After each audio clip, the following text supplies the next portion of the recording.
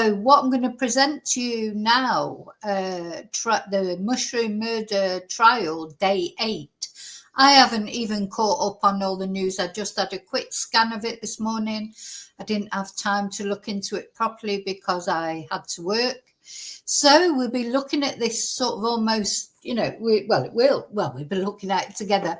But it's new. It's all new for me too. I don't know what happened yet on day 8. Only, as I say, a brief outline that I managed to have a look at. So we're going to look at it in some depth, of course.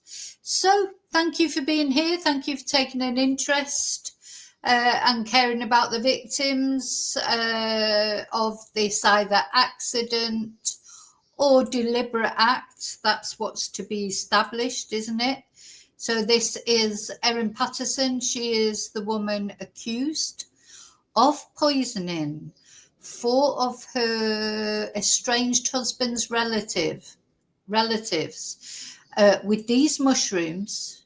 They definitely died after taking death cap mushrooms. The question is, did this lady, Erin Patterson, put those mushrooms in the beef Wellingtons that she served up to these poor unfortunates? And these are her estranged husband Simon's parents, Don over on the left-hand side, and Gail, that's her estranged husband's parents, and then Gail's sister Heather and her husband Ian, and he is the only person who survived this poisoning. So we've heard quite a few things so far. As I say, we're on day 8. This trial is expected to last anywhere between 4 and 6 weeks. So still a long way to go, a lot of evidence to come out, a lot of things to be talked about. We're only really very shortly into the trial. So now we're on day 8. There is a playlist that I've put in the description for the other days. If you've missed any of it and you want to catch up and see what came up on the other days, you can look at the playlist. What I'm going to do now, of course, I forgot to put my banner on. Oh gosh, there are just not enough hours in the day. I want to say thank you. Thank you for watching. Thank you for subscribing, liking, sharing my videos. All those are free ways that you can support my channel. If you enjoy watching my channel, please support it by liking the videos, subscribing, etc. And special thank you, of course, as always, to my members. Tonight is Thursday today. If you're watching this as it goes out, tonight is Members Live. So yeah, why not think about becoming a member if you want to help me, my channel, support my channel more and also get the benefits of being a member. Who else do I want to thank? All of you that have bought me Ko-Fis, sent super chats, PayPal me, sent me nice emails, sent me nice messages. Thank you so much, because all that means so much to me. Thank you. So I'm going to say hello to everybody now. First of all, hello to all you lurkers. You know who you are. All the lurkers who just watch, and I don't mean that in a detrimental way. It's I'm a lurker on other channels, and the joining in the chat is not for everyone. I just appreciate the fact you're watching. So hi lurkers, hi replay crew. And now I'm going to say hello to those of you who are brave enough to venture into the chat.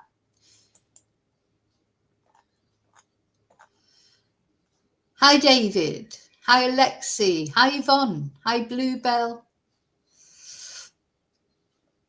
Hi, Daniel. Morning.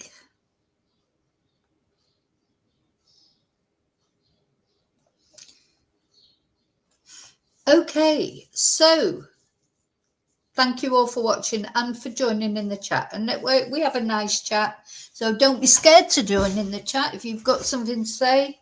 We all respect each other's opinions in our chat, and if we don't, we don't last long, do we? So, okay, so I'm going to start off by just showing a video that I thought was very useful. It was on one of the news channels. Let's have a look at it, and it'll give us a little summary. Now there will be some people coming onto this live who don't know anything about this trial. So maybe this will give you just a little 5-minute summary of what's happened so far, or what the situation is. Now, Erin, of course, she is innocent till proven guilty. But basically what happened was she invited these 4 relatives of her estranged husband round to her house for lunch, where she served beef Wellington with mushrooms. The mushrooms are thought to have been death cap mushrooms, a very highly toxic mushroom that kills very slowly and very painfully. And, it took a little while before the symptoms came out, before they were, the hospital realised what they were dealing with, and only 1 person survived. And so far we've heard that Erin purchased a dehydrator. She had told her Facebook friends that she was putting powdered mushrooms in everything, even in her children's chocolate brownies, for some unknown reason. That's what we've heard. We've heard where she bought the dehydrator. We've heard that she apparently plated these beef Wellingtons individually. So it wasn't one big beef Wellington cut into slices. It was individual beef Wellingtons. And Erin's plate was a different shape, a different size and a different colour to the others. And she said she was ill. She had a bit of diarrhea, but there was no evidence of that. She also said her children had eaten the leftovers, but without the mushrooms. But she refused initially to take her children to be checked out, which was quite strange, I think. She also discharged herself after 5 minutes. So let's have a little look at this, just a summary of. It's been almost 2 years since Ian Wilkinson sat down to a lunch which killed his wife and almost killed him. Erin Patterson is facing 3 counts of murder and 1 count of attempted murder relating to a lunch she hosted at her property in Leongatha in July 2023.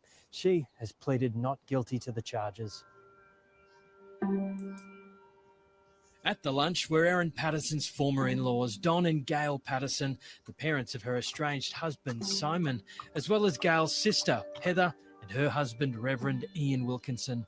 Each were served mash, green beans, and a single beef Wellington, which the court has heard was laced with poisonous death cap mushrooms. Don, Gail, and Heather all died. Ian is the only guest to have survived. Today, Don and Gail Patterson's daughter, Anna Terrington, gave evidence. She told the court after the lunch she spoke to her mother, who told her they had beef Wellington, but it was too much for Mum, so Dad finished it. Also giving evidence, Ruth Dubois, Ian. So yeah, these are we haven't actually seen the people, but we'd heard their evidence. So yeah. The adult children of the people who died. They've lost their parents. It was too much for Mum, so Dad finished it. Also giving evidence, Ruth Dubois, Ian and Heather Wilkinson's daughter, who told the court about a conversation she had with her mother about Erin's invitation to lunch. Ruth Dubois was surprised by the invitation and told the court her mother told her that had never happened before. Each day there are only 6 seats made available to media inside the courtroom. They are allocated by ballot. So yeah, every day only 6 seats allocated by ballot to media. So there's no cameras allowed in the courtroom, but the media are allowed to report on what's happening in the courtroom. 7:30 was present while Ian Wilkinson gave evidence.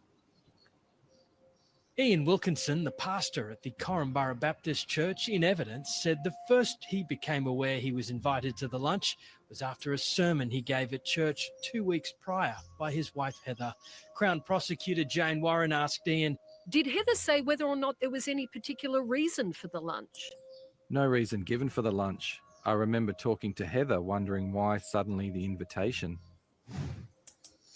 Now, so he says there was no reason given for the lunch initially, but during the lunch, of course, apparently, allegedly, what he says is that Erin said she had cancer, that she'd been diagnosed with cancer, and she asked their advice on what she should do, etc.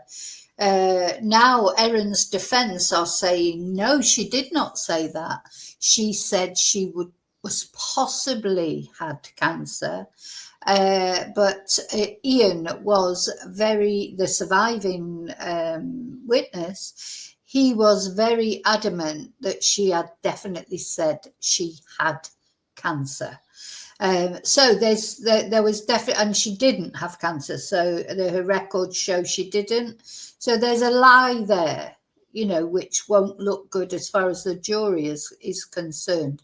But ultimately, it's Ian's word against Erin's. Ian's saying, yes, she said she had cancer.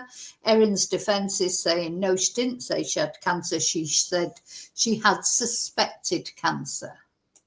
Ian told the court the lunch would be at Erin Patterson's home in Leongatha.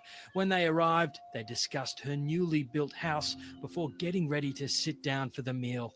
He said that Heather and Gail offered to help serve the food, but the offer was rejected by Erin, who plated. Ian observed there were 4 large grey plates and 1 smaller orangey tan coloured one, which Erin took to her spot at the table. Yeah, so there's some contention over this. 4 plates exactly the same for the 4 guests, and Erin with one different, not only a different size plate, but a different colour, an orangey colour plate. And as you know, I'm obsessed with those plates. I want to know where they are, what happened to them. I think Ian said the beef Wellington was very much like a pasty, if you imagine a pasty being put on a plate.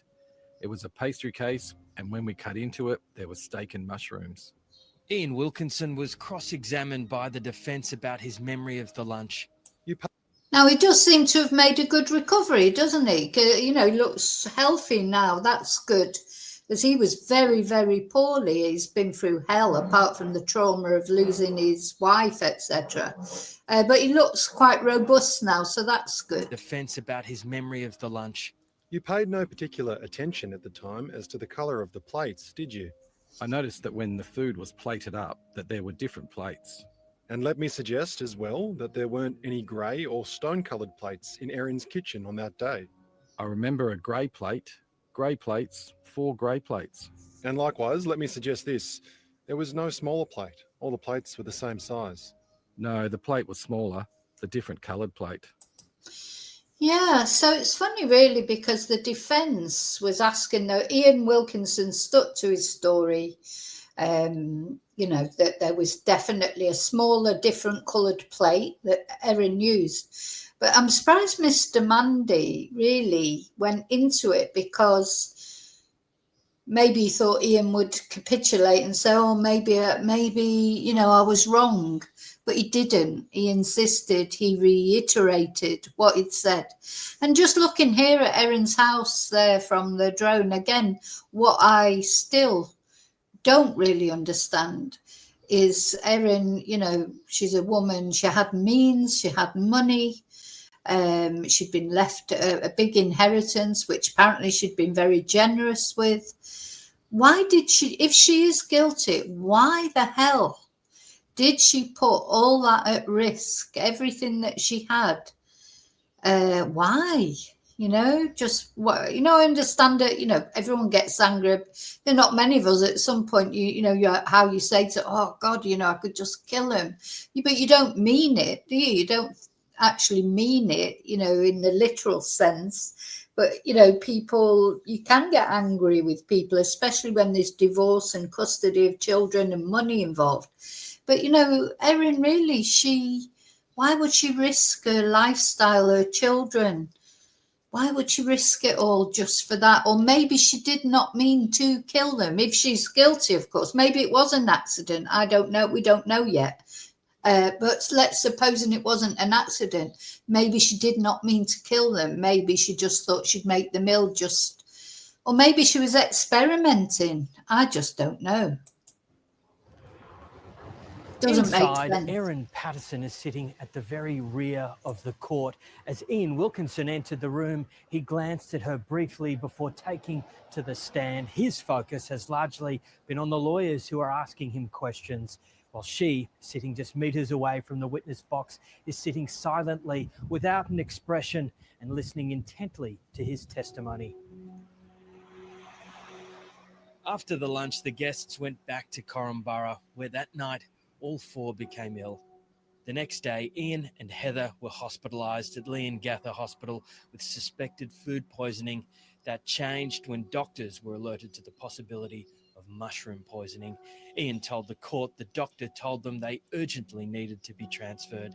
He said it's an extremely serious situation. He said there is time-critical treatment available, and he was very concerned that we be transported quickly to Dandenong. Today, Dr. Chris Webster. So Ian was very lucky that the doctors did realise what it was, but unfortunately they couldn't save the other 3 people. And remember, it transpired that they actually didn't have enough antidotes for 4 people, which is very sad. So the thing is, these mushrooms, before you even know that, the symptoms, they ate the meal on the Sunday at 12-ish, 12 noon, and it wasn't till midnight that night, or maybe just before, that any symptoms started showing. So these mushrooms are slow acting, but the problem with that is by the time the symptoms come out and then they were taken to hospital, then the hospital would have thought initially it was food poisoning, from the beef. And then by the time the hospital, when they got back the results of tests and things, they realized that it was death cap mushroom poisoning. The mushrooms have already done so much damage by then. It's so very sad. A senior doctor at Leongatha Hospital at the time the Wilkinsons were admitted gave evidence that he received a call from Dandenong Hospital from a doctor who was treating Don and Gail Patterson for suspected death cap mushroom poisoning. Whilst in the urgent care centre of the hospital, Dr. Webster told the court he met Erin Patterson, who presented with gastro symptoms. Dr. Webster said he told Erin Patterson there was a concern she had been exposed to death cap mushroom poisoning. After attending other patients, Dr. Webster told the court he then asked a nurse where Erin had gone and says he was told she had discharged herself against medical advice. Yeah, so this was the other strange thing. 5 minutes after she arrived at the hospital, she discharged herself, saying that she had to sort the kids out, sort the dog out, which, is fair enough in a way.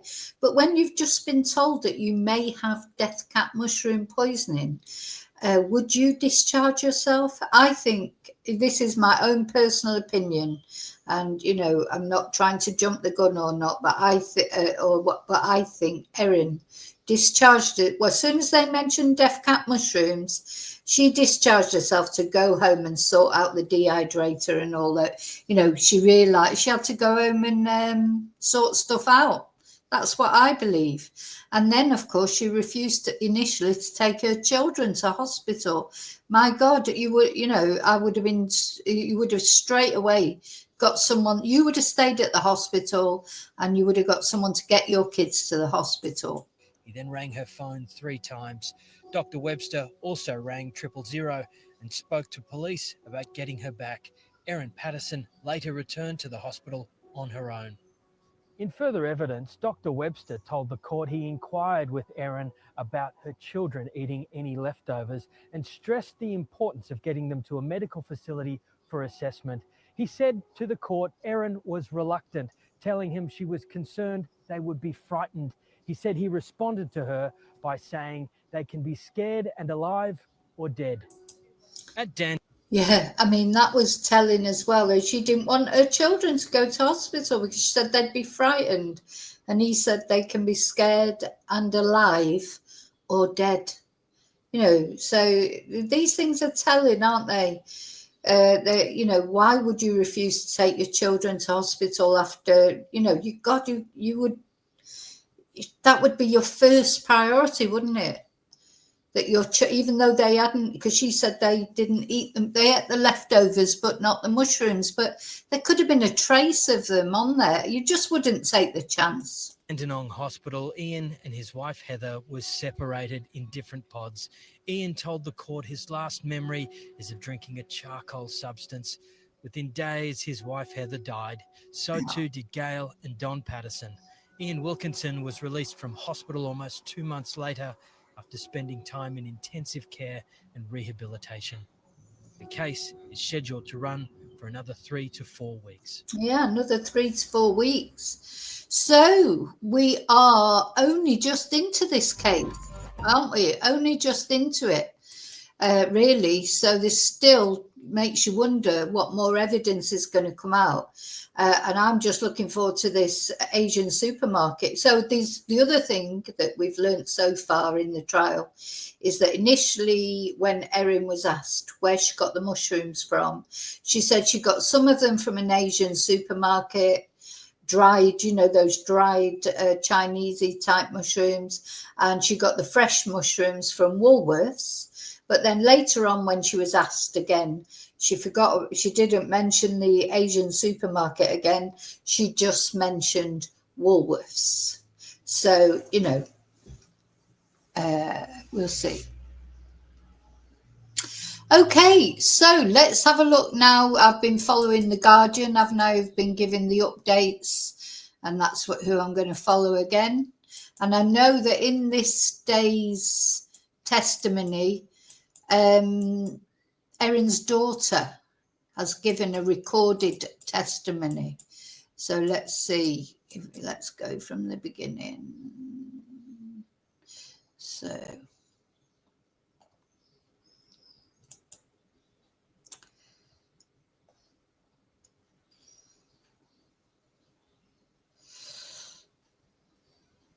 So when it started, let's see. Let's go to the beginning. Okay. So just to remind you, this is Mr. Colin Mandy. He is Erin Patterson's lawyer. I don't think he's done a very good job so far, to be honest. But anyway, hey. Who am I? I don't know. I'm not a defence lawyer, but I wouldn't say he's done a brilliant job so far. So it started off this last day of this day of the trial that we're covering. I think it's day 8.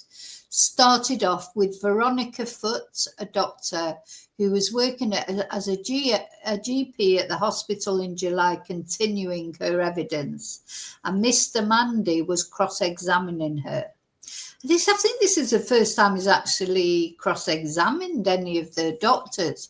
Anyway, he asked Veronica about Erin discharging herself from the hospital at 8:10 a.m. on the 31st of July, 2 days after the lunch.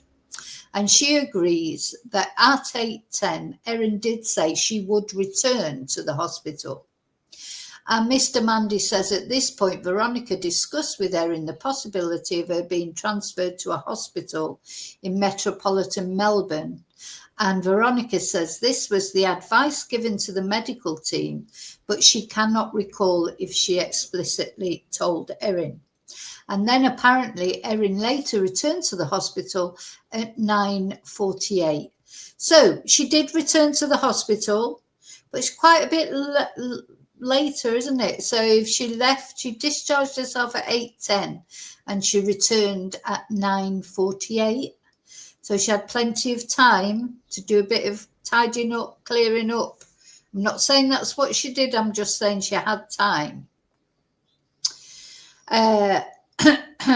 And then when Erin returned to hospital, Dr. Veronica Foote reviewed her. And under cross-examination, Veronica agrees that Erin complained of diarrhea and abdominal pain and nausea. And she was asked about her evidence about Erin's blood pressure and says it was at the upper level of a normal range. But remember, she did say that was normal because she was probably stressed. Mr. Mandy asked Veronica about her assessment that Erin appeared to have a gastro-type illness, and she confirmed this. And he turned to Veronica, advising Erin that her children, who she said had eaten leftovers of the beef Wellington without mushrooms, should be tested. Veronica agrees that Erin wanted to pick up her children from school, but she stressed the risks of doing so. She said she discussed Erin commencing IV fluids, antibiotics, and N-acetylcysteine, a liver treatment, before she was transferred to Monash Medical Centre. And Veronica agrees that she warned Erin the prognosis of the poisoning could include requiring a liver transplant. So, literally, you've been told this is how serious it was. But Erin, didn't want her kids going to the hospital. But, this is so serious.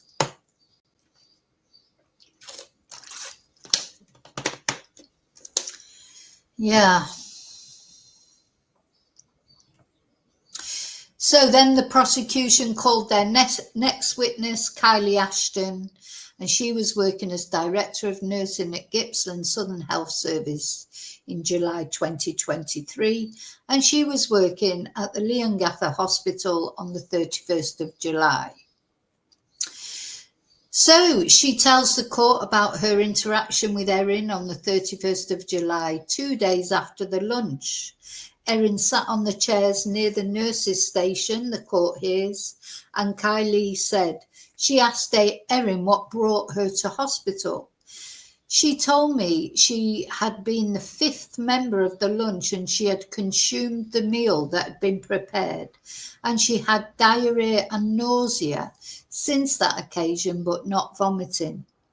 And Kylie said, Erin said she was advised to attend the hospital, but she says she does not know who advised Erin. Kylie told Erin she may need to administer N-acetylcysteine to her to protect her liver, the court hears.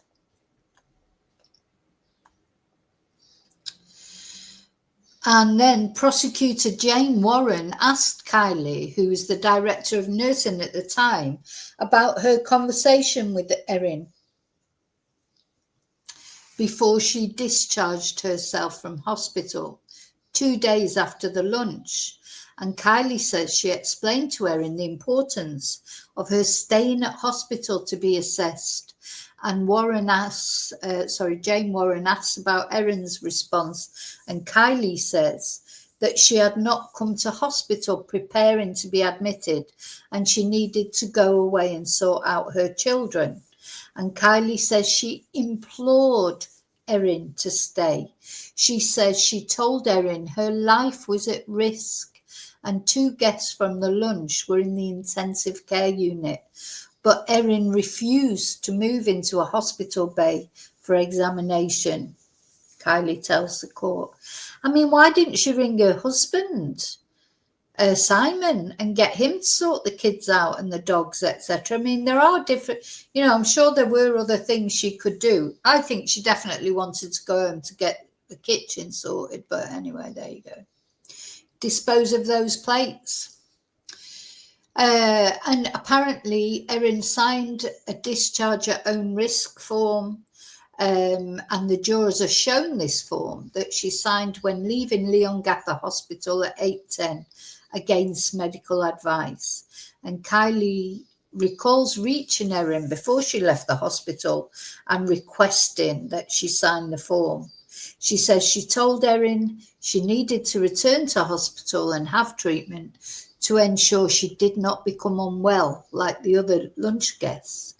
And Kylie told Erin her blood pressure and pulse were elevated at this point, and I said to her, these could be symptoms of illness and we need to do further investigation to ensure she was safe. Yeah. It's, yeah. The more you sort of see, the more you think, why take that chance? Anyway, then her defense lawyer, Colin Mandy, cross-examines Kylie, and he asks about the previous evidence from the medical witnesses that Erin was present at the hospital for 5 minutes before she discharged herself. And Kylie confirms that everything she's described occurred within this 5-minute time period. She says Erin repeatedly said she could not stay at hospital. Mr. Mandy suggests that Erin said she was prepared to have treatment, just not at that point. And Kylie says Erin did not initially say this, but she did agree to return to hospital at a later time. Well, tell you what, Erin knows Erin knows the truth of it, doesn't she? So, okay, let's see. So I think we're here. So apparently the medical stuff, let me just make sure I've missed anything. Yeah. Apparently, where's it gone? Oh no, so this is the next witness. Let me see up here. Yeah. This is where I'm up to. So then the prosecution called Cindy Munro as the next witness.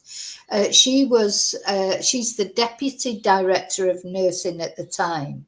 And she said that on the morning of the 31st of July, she was part of Ian and Heather Wilkinson's transfer to Dandenong Hospital due to suspected mushroom poisoning.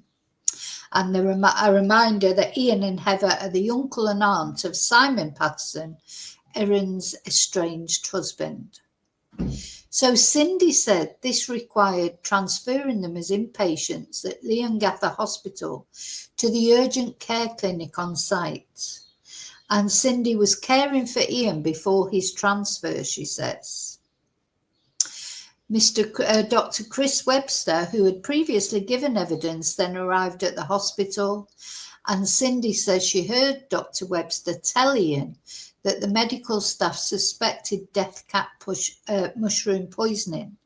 And she says that Chris Webster told Ian that staff at Dandenong Hospital had requested he and Heather be transferred there. And Cindy Munro later saw Erin at the urgent care clinic when she arrived at Leongatha Hospital about 8 a.m.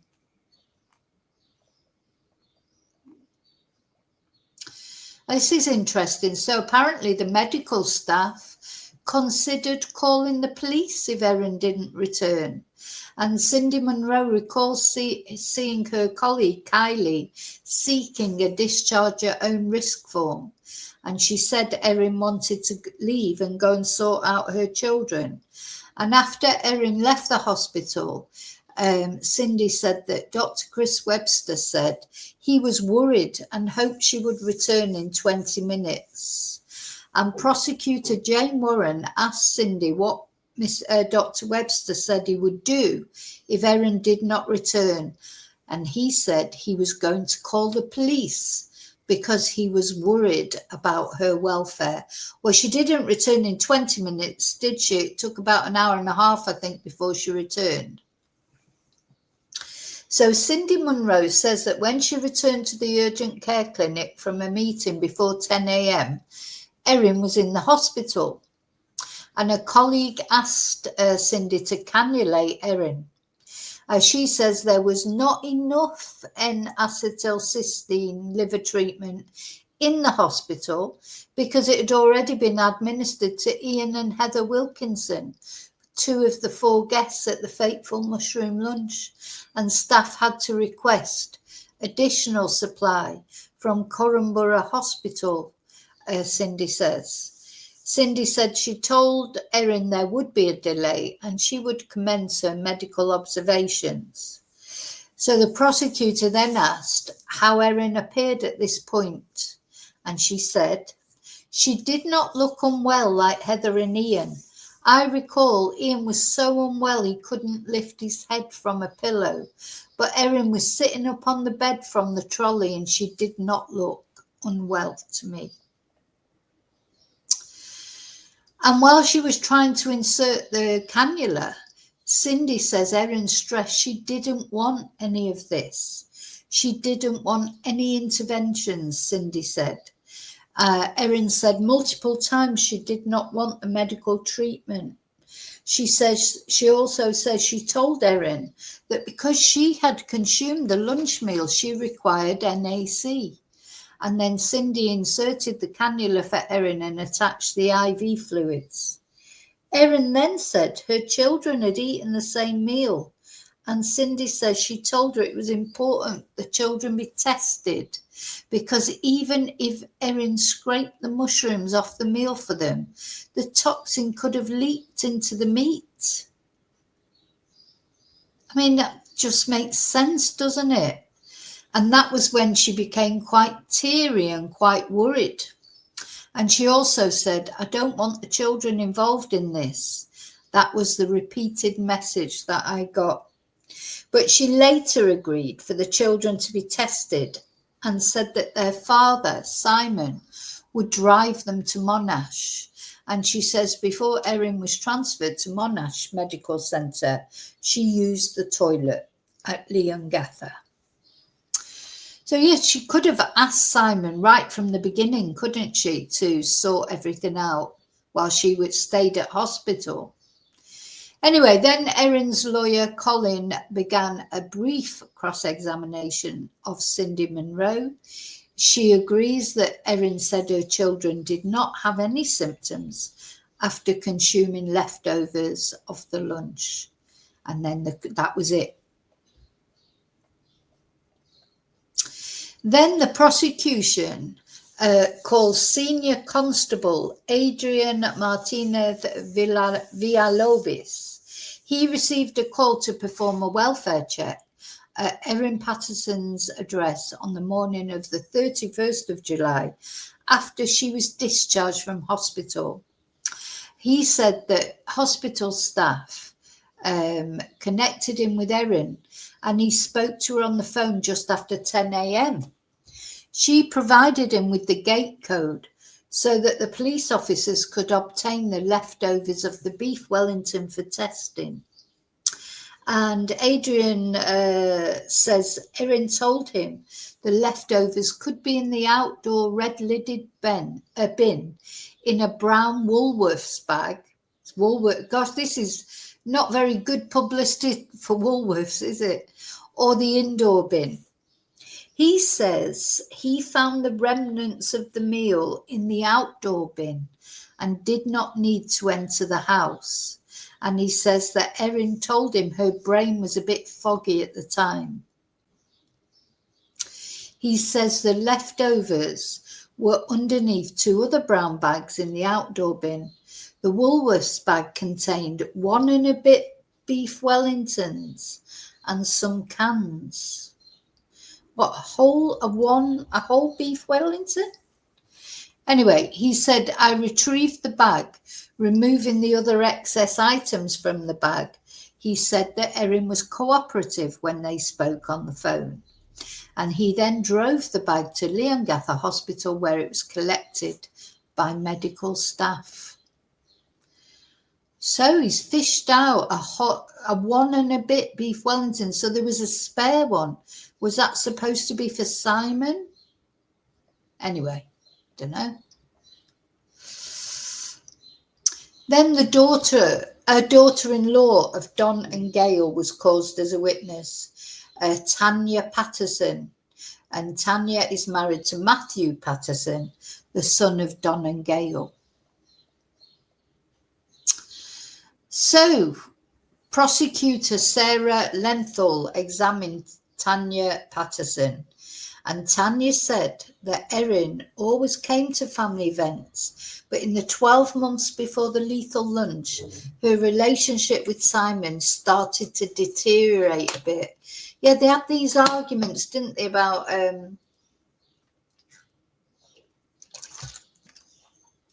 the titles on all the properties that they had, which apparently Erin had bought. Erin was the one with the money, wasn't she? I mean, Erin was the one with the money. You know, I think. Hi, Joanne.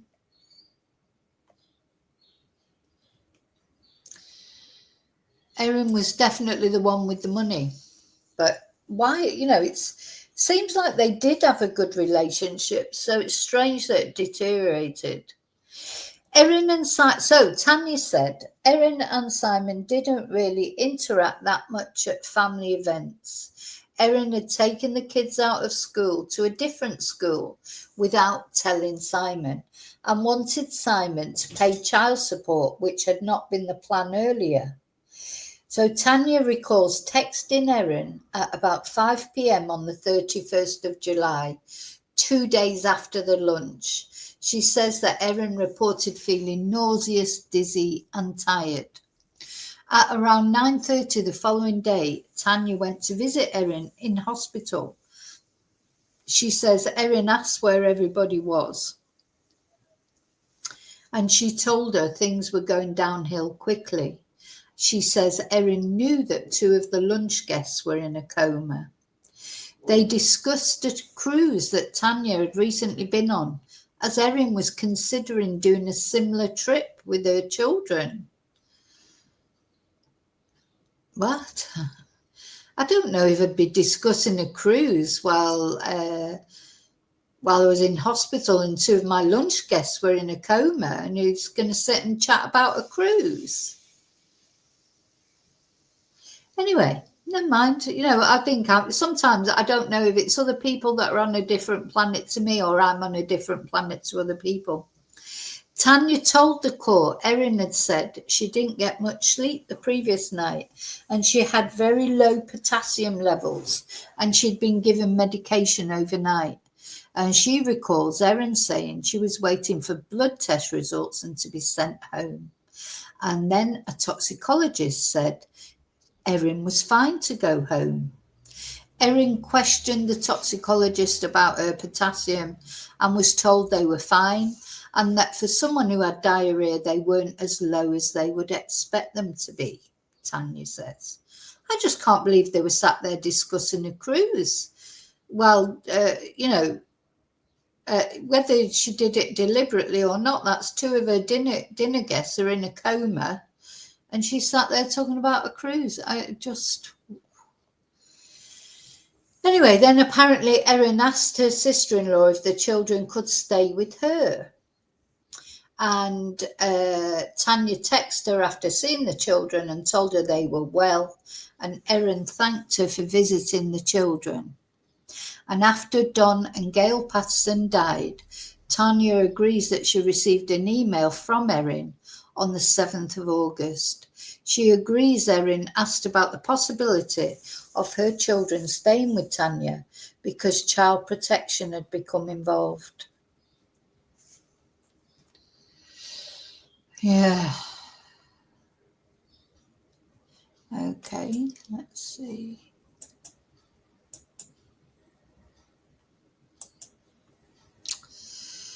So then they went to lunch.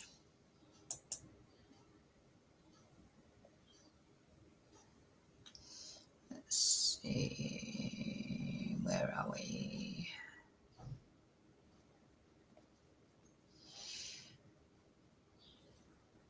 So I think, yeah. So after lunch, court resumed, and Erin's defence lawyer, Sophie Stafford, was cross-examining Tanya. Under questioning, Tanya agrees that Erin lent her and Matthew about $400,000 to help purchase their home. That's an awful lot of money, isn't it? Even though Erin had apparently $2 million, that's a massive chunk of it, isn't it? And she says the couple continued to make repayments after the couple separated. She says she does not know if the payments went to Erin or Simon. And then she says under cross-examination, she agrees that her sister-in-law remained part of their family group chat on the platform Signal after a separation. And she says that Don and Gail Patterson were fantastic in-laws to their children's partners, including Erin. And then Sophie Stafford turned to Tanya's evidence that Simon and Erin's relationship deteriorated about 12 months before the lunch.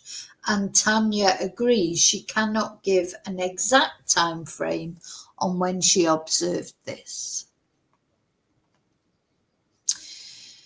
So then the defense lawyer, Sophie, turns to the conversation that Tanya had with Erin while she was at Monash on the 1st of August. She agreed that the first thing Erin did was ask how the 4 lunch guests were. And Tanya said prior to the visit, her husband Matthew had told her not to share too many details about the other relatives' conditions. And Tanya says that Matthew said it was best not to give much detail to Erin about where people's situations were so that Simon could give the information. Tanya agrees that Erin told her she had sought information from Simon about the conditions of their relatives, but had not received many details. And Sophie Stafford pressed Tanya on if Erin told her she knew the condition of Don and Gail.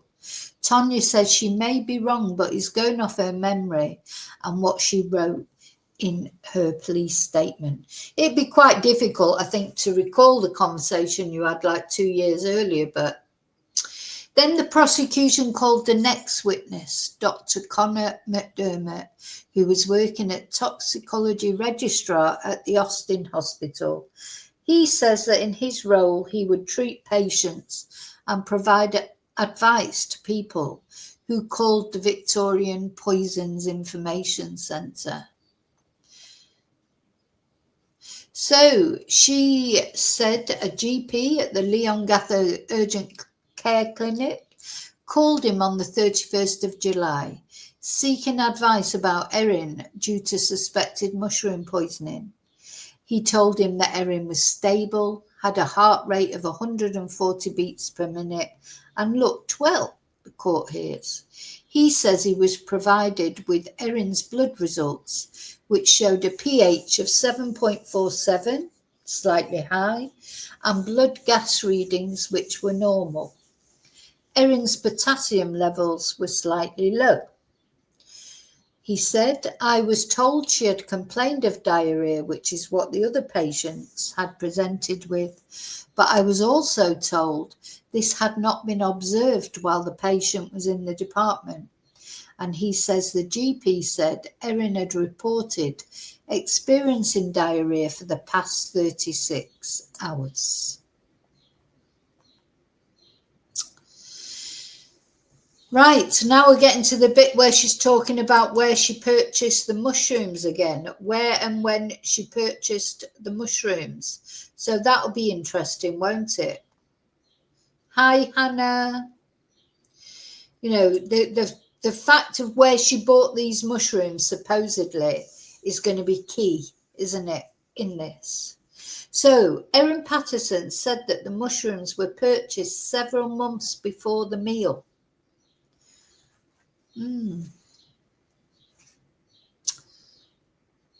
That's strange, isn't it?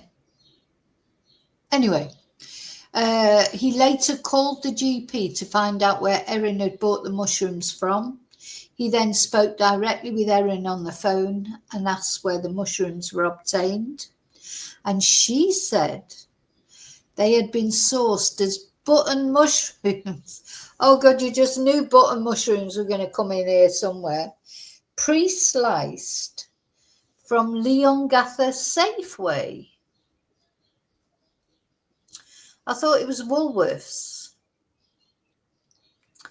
And then she said dried mushrooms had been bought from a Chinese food store in Oakley. And Connor McDermott says he asked about the brand of the mushrooms from the supermarket, and she told him the mushrooms were unbranded. Erin told Connor McDermott she no longer had the mushroom packaging and it would not be able to be located.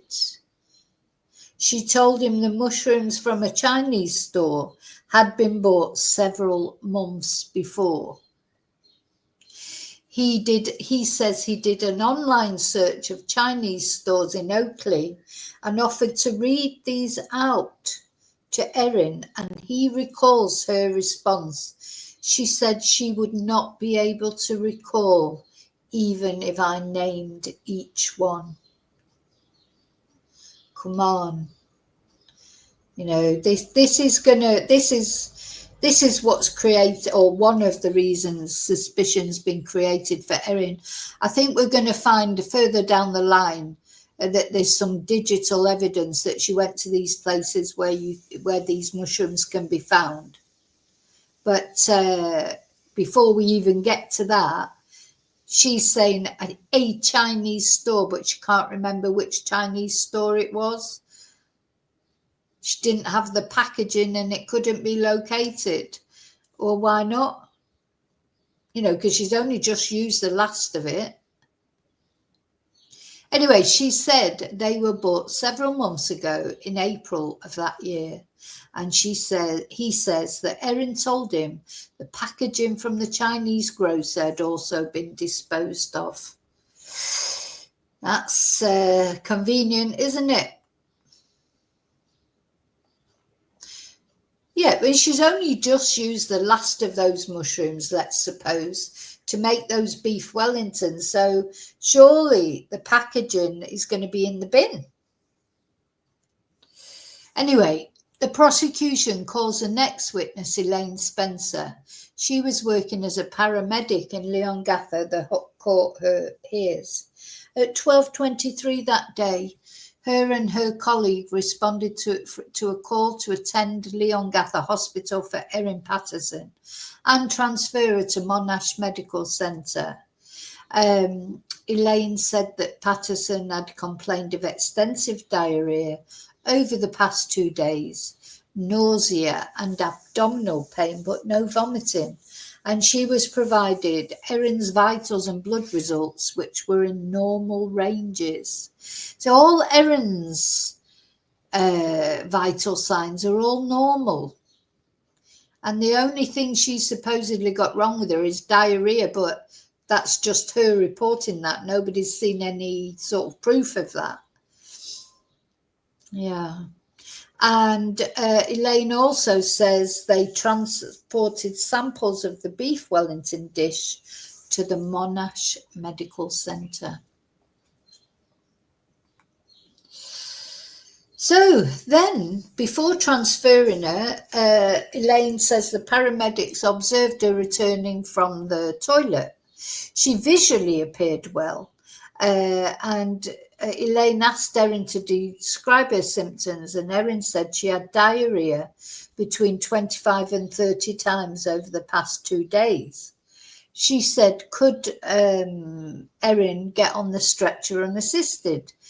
And Elaine says she advised Erin that if she needed to use the toilet during the 90-minute journey, oh my God, 90 minutes if you've got diarrhea, like, oh my God, how's she going to go 90 if she's got poisoning and diarrhea from poisoning? How are you going to go 90 minutes? They should have put a nappy on her or something. I mean, how could you possibly go 90 minutes if you've got diarrhea?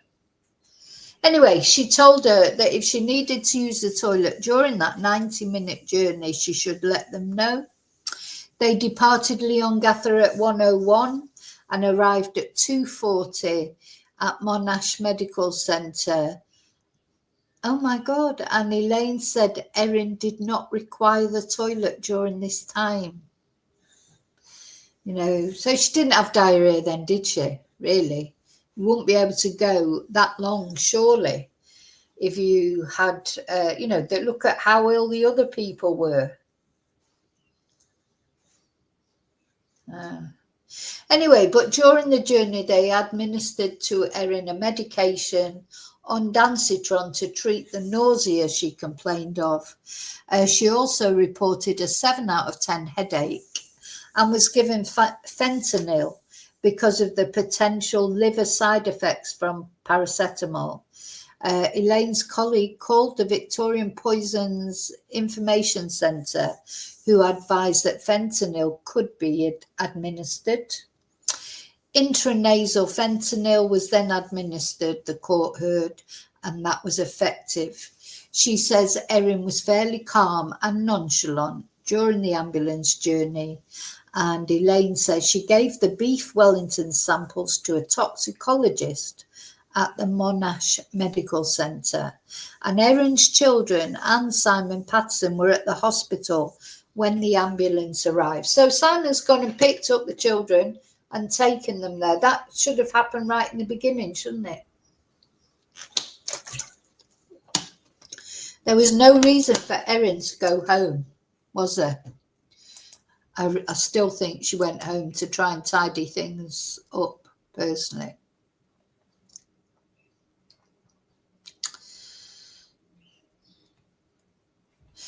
Okay, so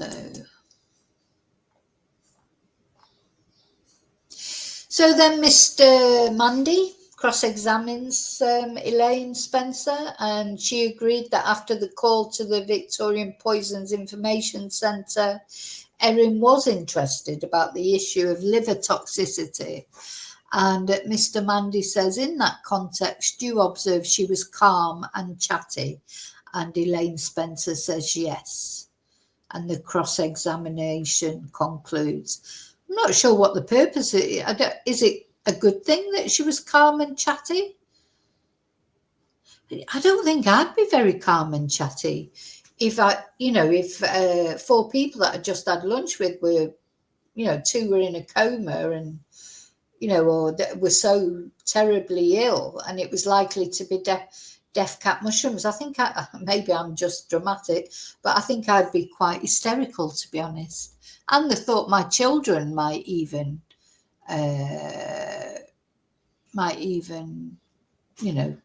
be at risk.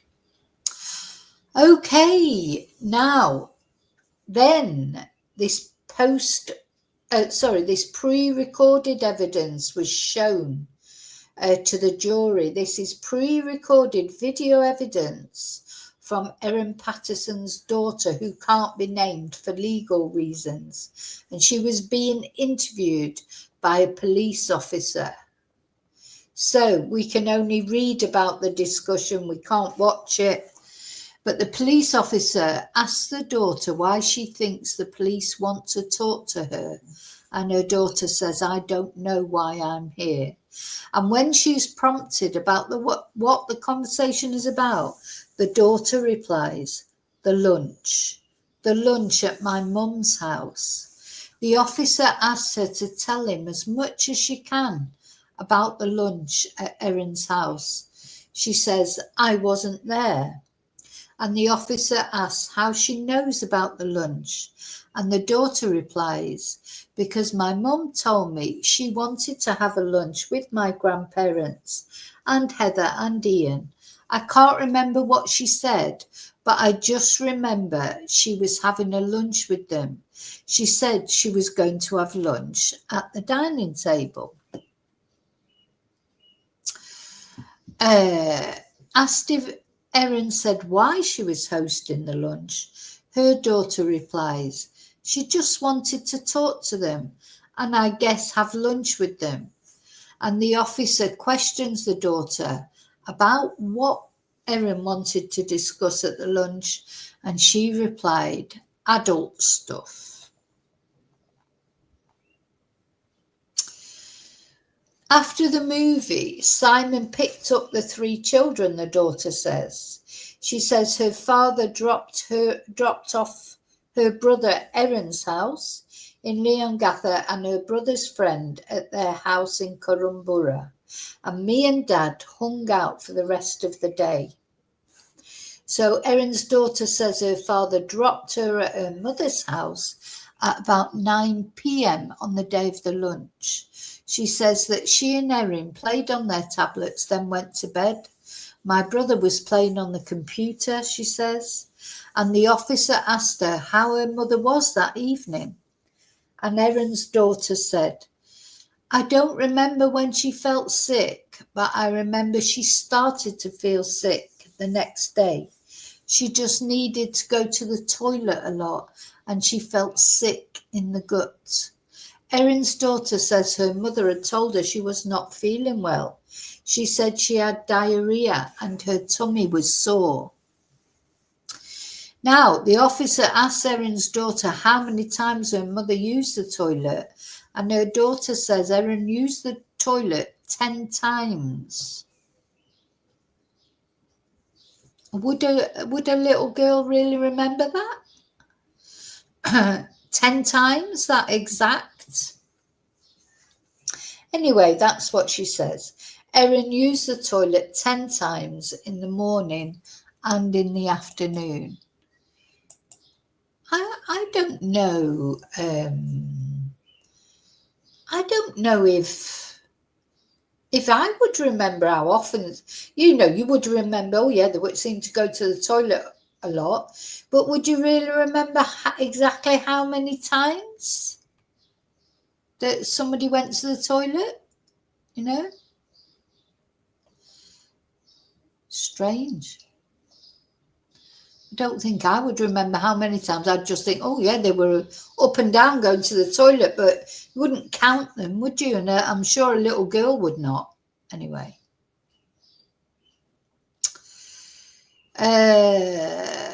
So the children told they would go to the movies while Erin Patterson hosted the lunch. The officer asked the daughter if her parents are separated, and her daughter says they're husband and wife. But she agreed that her parents live separately, and the daughter recalled that Erin told her that during the lunch, she, her brother and a friend would go to the movies on the morning of 29th of July. And asked about what Erin made for lunch, the daughter says, my brother and me had some of the leftovers.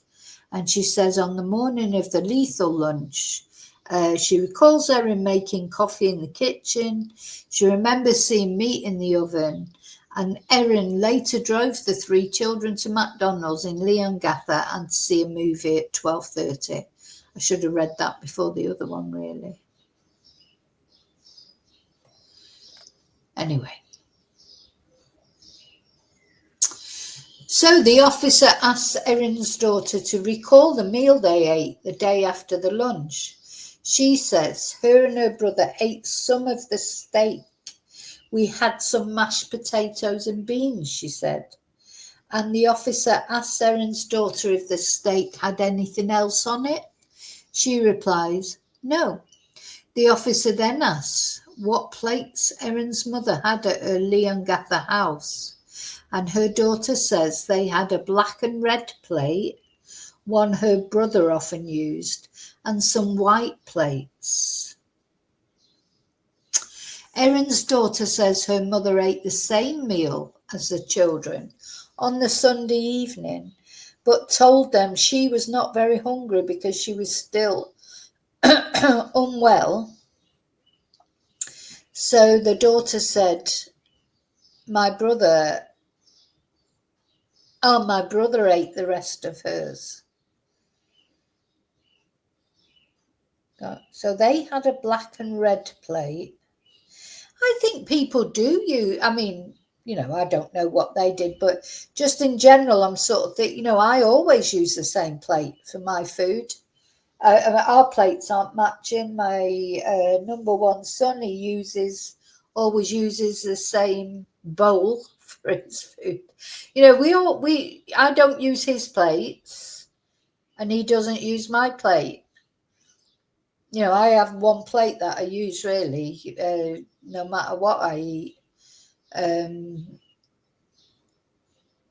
not talking about a dinner party, obviously. I'm talking about just in general. I think you do you? Or do you? I don't know. You let me know in chat. Do you tend to eat off the same plate?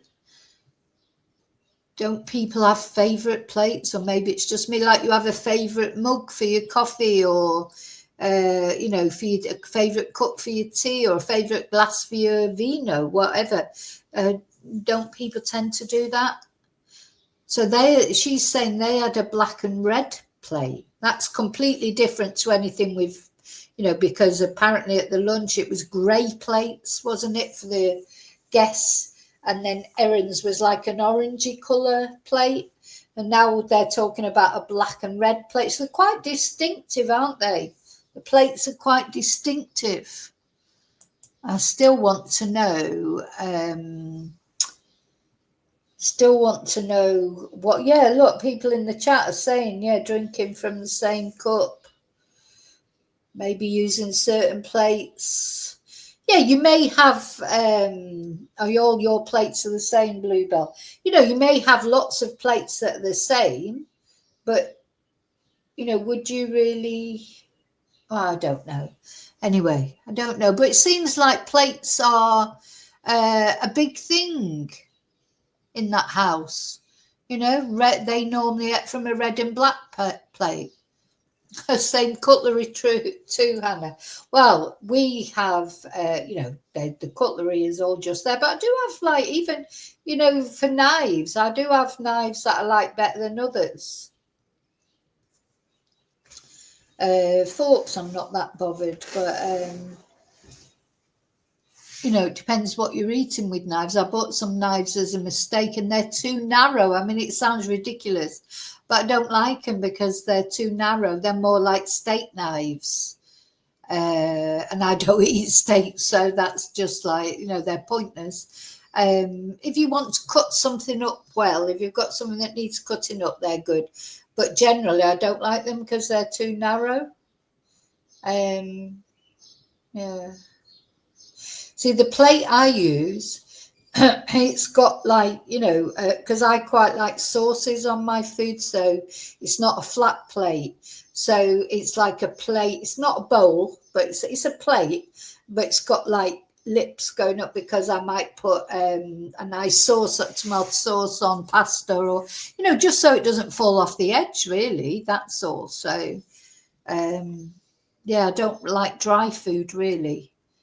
So I do have some flat plates. I use different plates for different things. So if I was having I don't know, egg on toast that doesn't have a sauce on it, I would probably have that on the flat plate.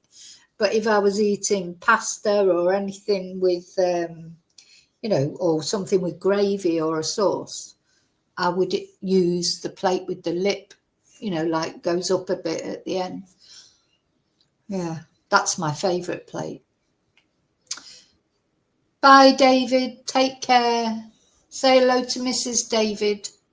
Are you cooking her a nice beef Wellington for lunch today? Anyway, so Erin's children had a black and red plate. Oh, and that was the last thing. So the court has adjourned for the day. There you go, David. You're excused because that's come to the end. And so Justice Christopher Beale says the jurors will be shown the remainder of Erin's daughter's video evidence tomorrow. So in the actual courtroom, the jury are actually watching the video of this poor little girl talking. I mean,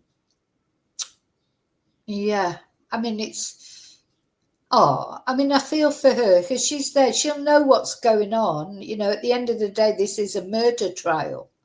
And her mum is being accused, has been charged with murder. That'll be difficult, won't it? And then having to cope with the fact that they actually ate some of the leftovers, etc. It's sad, isn't it, that I wonder if they'll have the son speaking as well. But it's a shame to have to speak at your mother's murder trial, innocent or not, or, just the fact that they've got to go through this is really quite sad, isn't it? So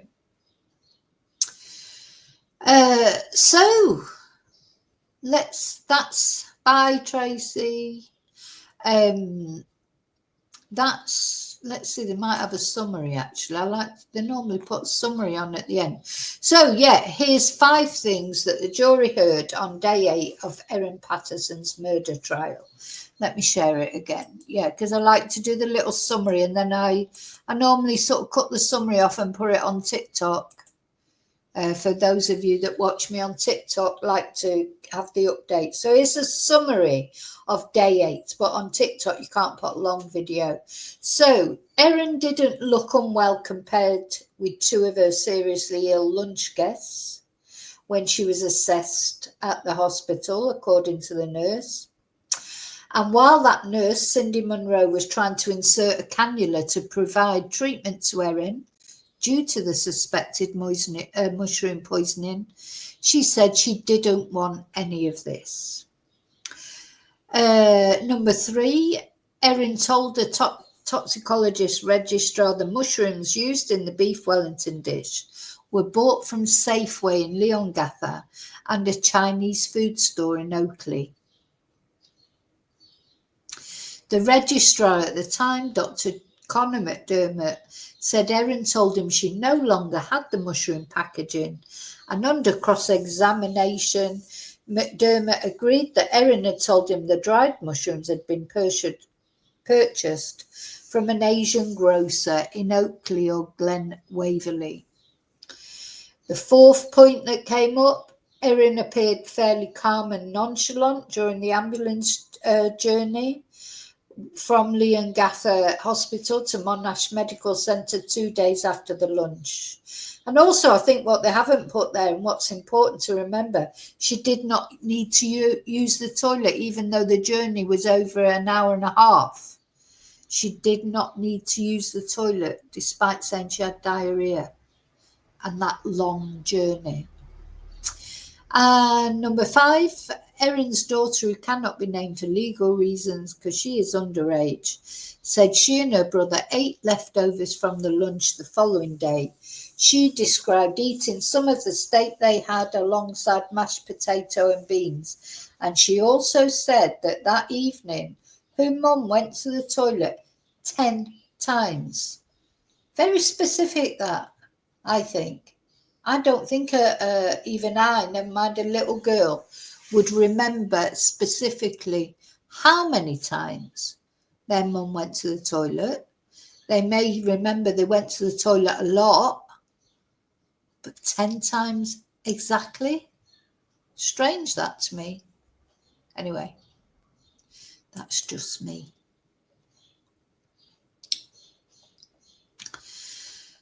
So, there you go. That is day 8. Don't forget, there's so much more as well. You think all the evidence that's come out so far, we've barely scraped the surface, really, if you pardon the expression, because, of course, those mushrooms were scraped off that beef Wellington. But, you know, we're literally, it's Thursday today. The trial's been going for a week, just over a week and a half. So we're just coming to the end. Tomorrow will be the last day of the 2nd week of this trial, but the trial is expected to last 4 to 6 weeks. So we've got at least another 2 weeks to go, which just makes you wonder what more evidence is going to come out. You know, I do think the digital evidence is going to be very, very important. You know, what searches did Erin do on her computer about these mushrooms? Why was she arrested? You know, she wasn't arrested just for fun. You know, she'll have been arrested and charged with murder for a reason. I don't think we've got to that reason yet, have we? I don't think, nothing so far has been like a smoking gun moment against Erin, just circumstantial, you know, just puzzling, like about the plates, about why she lied about having cancer, why she invited them there in the first place. So there's nothing concrete yet that would say that she definitely was responsible for those mushrooms going in the beef Wellington, or that she, even if she was responsible for putting them in, you know, they've got to prove that she meant to kill those people, as opposed to, for whatever reason, just maybe making the meal. So there's still a long way to go, isn't there, in this case? But it's all circumstantial so far. I think there will be more comes out. Just the fact we've got such a long time to go with the